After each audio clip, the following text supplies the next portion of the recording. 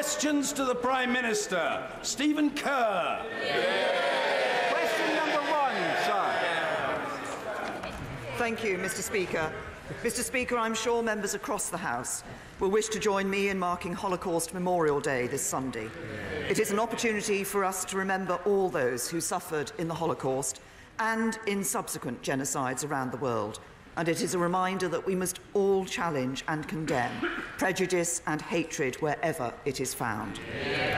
Mr. Speaker, this morning I had meetings with ministerial colleagues and others. In addition to my duties in this House, I shall have further such meetings later today. Stephen Kerr. Thank you, Mr. Speaker. May I associate myself with the comments the Prime Minister just made in relation to Holocaust Memorial Day.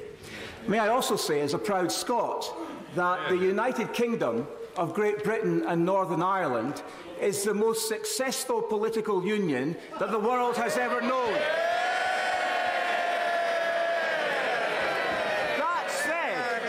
That said, does the Prime Minister agree with me that when Nicola Sturgeon demands a second independence referendum, only 4 years after we had the last one, that the UK government should side with the majority of the people of Scotland and firmly tell her no?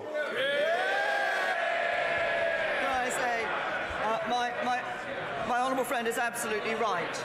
As he points out, Scotland held a referendum in 2014. It was legal, it was fair, it was decisive, and the people clearly voted for Scotland to remain part of the United Kingdom. But more than that, at the last general election, the people of Scotland again sent a very clear message that they do not want a second divisive referendum.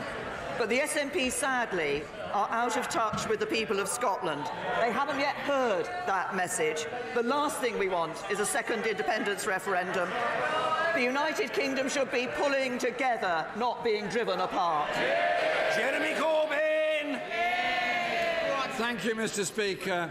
Sunday is Holocaust Memorial Day, a time for us all to reflect on the horrors of genocide and to recommit to never again to allow the poison of anti-Semitism and racism to disfigure our society in any way. And the Prime Minister was also right to acknowledge the other genocides that have happened since the Second World War. It's up to us to try to prevent such horrors ever happening again anywhere in the world. Mr. Speaker, after the overwhelming defeat of her deal, the Prime Minister says she wants solutions to the Brexit crisis that command sufficient support in the House. The Chancellor and the Business Secretary agree, and I quote, there is a large majority in the Commons opposed to no deal. So will the Prime Minister listen to her own Cabinet members and take no deal off the table? What I, members of the Cabinet and the whole government are doing is working to ensure that we leave the European Union with a deal. And that is the way to avoid no deal, to leave the European Union with a deal. But I say to the right honourable gentleman that what I have been wanting to do and have been doing with members across this House is sit down and talk about how we can secure support in this House for a deal. The right honourable gentleman has been willing to sit down with Hamas, Hezbollah and the IRA without preconditions, yet he won't meet me to talk about Brexit. In this case, he's neither present nor involved. Mr. Speaker, actually, I did reach out to the Prime Minister last September when I offered to discuss our deals with her. And it appears, Mr. Speaker, that while the door to her office may well be opened, apparently the minds inside it are completely closed. She has shown no flexibility whatsoever in taking no deal off the table. The Chancellor reassured business that amendments would be put down that would have the effect of removing the threat of no deal, which is binding and effective.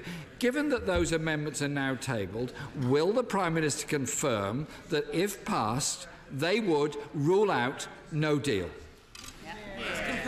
The right honourable gentleman, what we have seen is amendments seeking to engineer a situation where Article 50 is extended. Now, that does not solve the issue. There will always be a point of decision, and the decision remains the same.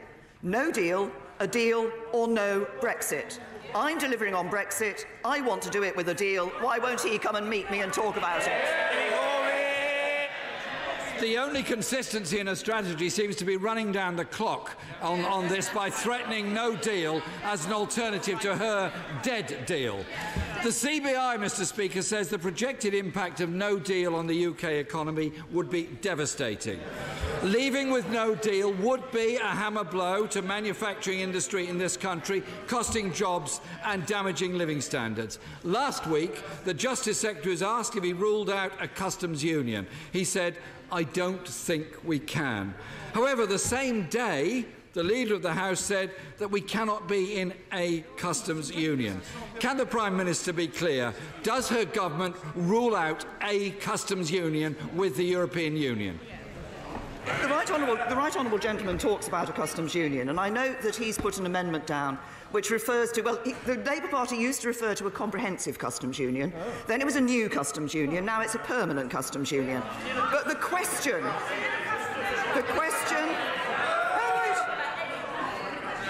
I'm happy to sit down and talk to him about what he means by that. Does he mean accepting the common external tariff? Does he mean accepting the common commercial policy? Does he mean accepting the union customs code? Does he mean accepting EU state aid rules? If he won't talk about it, there's only one conclusion. He hasn't got a clue.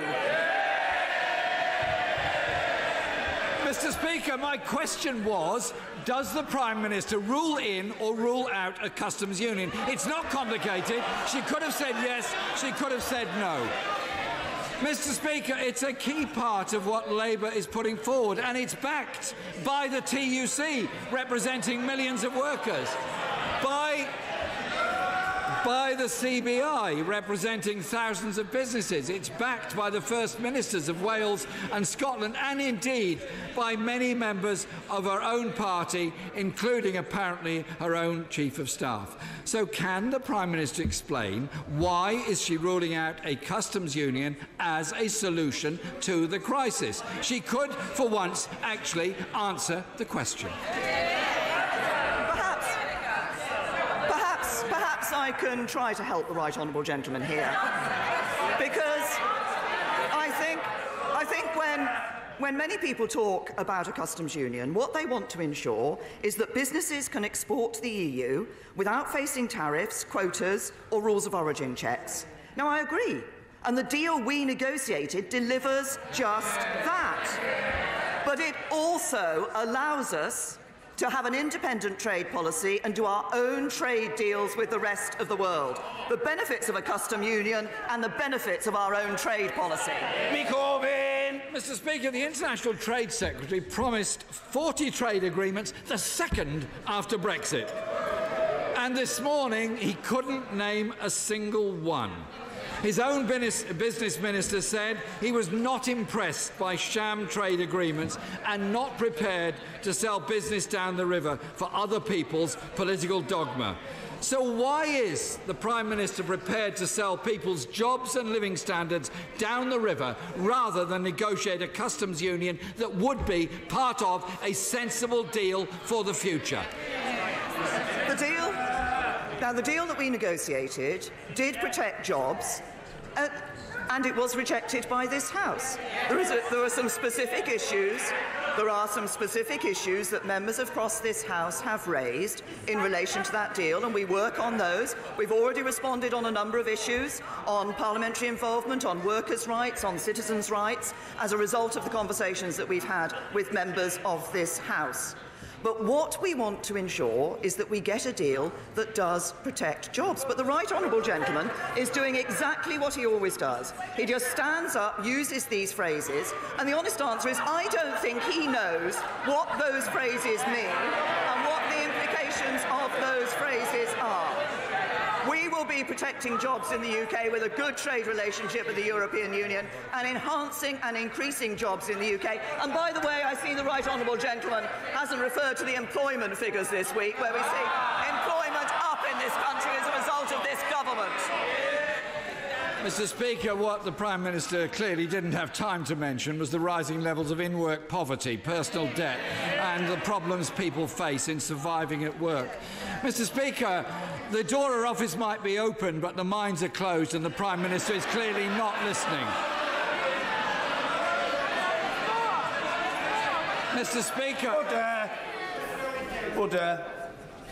People making an extraordinary noise from a sedentary position haven't got the slightest prospect of being called to ask a question unless they're on the paper. If they realise that and recognise their own folly. Jeremy Corbyn. Thank you, Mr. Speaker. Across the country, people are worried about public services, their living standards and rising levels of personal debt. While a third of her government are at the Billionaires' Jamboree in Davos, she says she's listening, but rules out changes on the two issues where there might be a majority: against no deal and for a customs union, part of Labour's sensible Brexit alternative.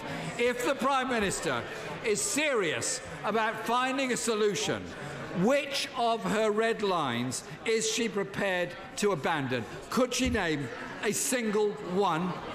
Can I say to the right honourable gentleman, he makes claims about mines being closed, he asks about red lines. Why doesn't he just come and talk about it?